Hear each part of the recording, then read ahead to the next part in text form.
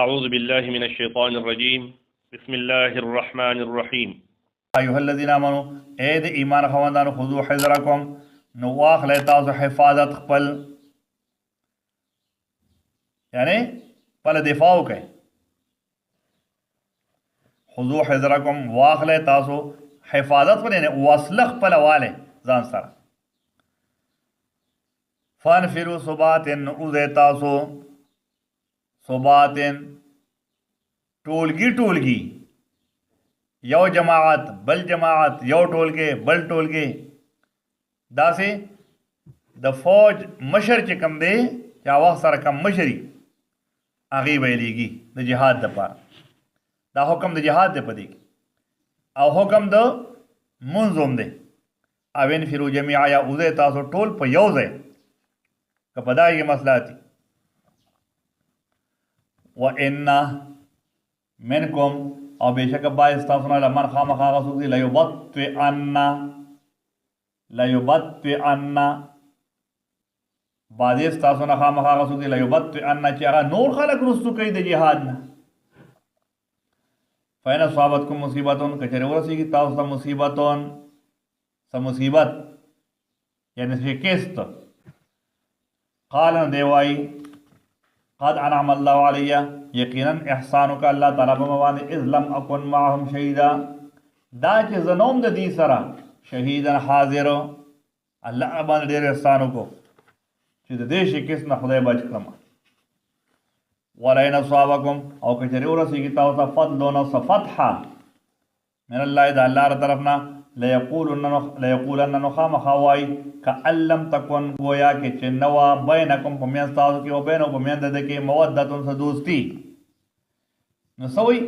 یا لیتنی هی افسوس دی ما لره کنتو معهم چې زه وی د دې سره فافوز فوزا عظیما نو زه به هم کامیاب شوی وم په کامیابۍ لویې سره بیا دا افسوس کوي دا څوک وو دا منافقان د پیغمبر علیه الصلاة والسلام د زمانې فلیقاتل فی سبیل الله نو جنگ دیو کی فی سبیل الله په لار د هغه کسانو کې یا فلیقاتل دا اوس حکم دی فلیقاتل فی سبیل الله الذین یشرون الحیات الدنیا بالآخرة فلیقاتل نو جنگ دیو کی فی سبیل الله په لار د الله کې الذین هغه کسان یشرون الحیات الدنیا بالآخرة چې خوښوي ژوند د دنیا په آخرت باندې نو په کار داري چې دی دا خبره پرېږدي د دنیا دا محبت پریدي آخرت والی او دا الله په لار کې څوک وجنګي او من یقاتل فی سبیل الله او هغه څوک چې هغه جنګیږي په لار د الله تعالی کې فیقتل انو دې قتل شي یعنی شهید شي او یغلب او یا دې غالب شي نو غازی راشي فسوف نؤتیه نو زر د چې موږ ورکو هغه ته اجر عظیم اجر لوی وما لکم څه شوي دي په تاسو باندې لا تقاتلون چې تاسو جنگ نه کوئ جهاد نه کوئ فی سبیل الله په لار د الله کې والمستضعفین من الرجال او هغه کمزوري د نارینهو نه چې بوډاګان دي والنساء د زنانو نه والولدان د ماشومانو نه الذین هغه یقولون چې دی وایي دا ضعیفان وایي ربنا ای رب زمونږه اخرجنا وباسې موږ لره من هذه القریة الظالمې د دې کلي نه الظالم اهلها چې ظالمان دي اوسېدونکي دي د دې نه خو موږ وباسه دلته کې دا کافر دي یهود دي نصارا دي ظالمان دي د دې نه مو لرې وجعل لنا او وګرځوه زموږ دپاره من لدنک د خپل طرف نه ولیا امداد کوونکي وجعل لنا او وګرځوه زموږ دپاره من لدنک د خپل طرف نه نصیرا نو ولیا کارساز ولیا دوست ولیا حفاظت کوونکي لومبی ولیا حفاظت کوونکي